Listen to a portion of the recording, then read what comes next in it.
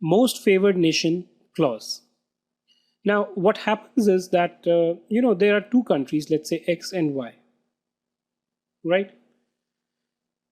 The way these treaties are structured are a lot more dependent on the relationships which one country has with the other and respect for international laws rather than going strictly by the law or what is there in some other treaty.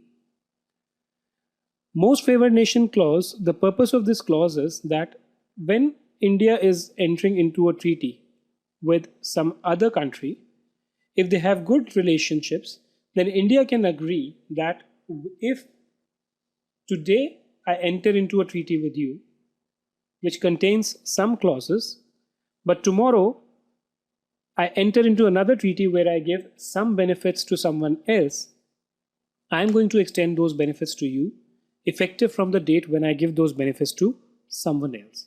And for that, I don't need to come back and renegotiate or re-sign the treaty with you. Those will be automatically applicable in your case.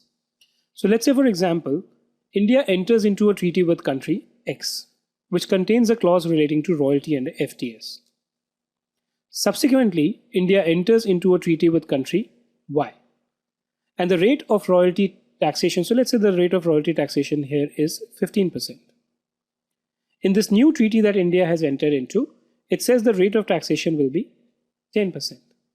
Or there's a restrictive coverage of FTS, right? So let's say, for example, it says that, FTS will be taxable in India only when it is satisfying the make available condition, something which we discussed earlier, right? In such a case, if the original treaty which India had with country X had a most favored nation clause, then the reduced rate, which is 10%, or the narrow scope, which is make available clause, shall also apply to treaty with country X. And it is going to be applicable from the date of new treaty, which is the date when this treaty comes into force, not from the date when original treaty was entered into. Normally, the MFN clause is found in the protocol to the treaty. Let's look at one of the MFN clauses.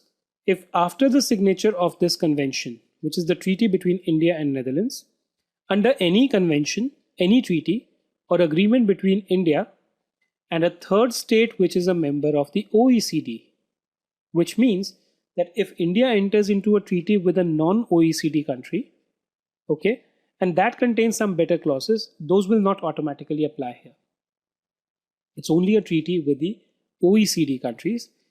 India should limit its taxation at source on dividend, interest, royalty, FTS, or payment for the use of equipment to a rate lower or a scope more restricted.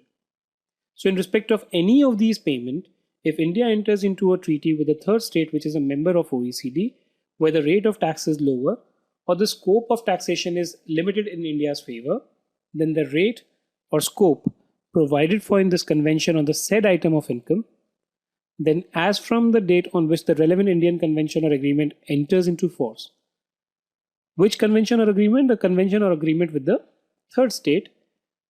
The same rate or scope as provided for in that convention or agreement on the said item of income shall also apply under this convention.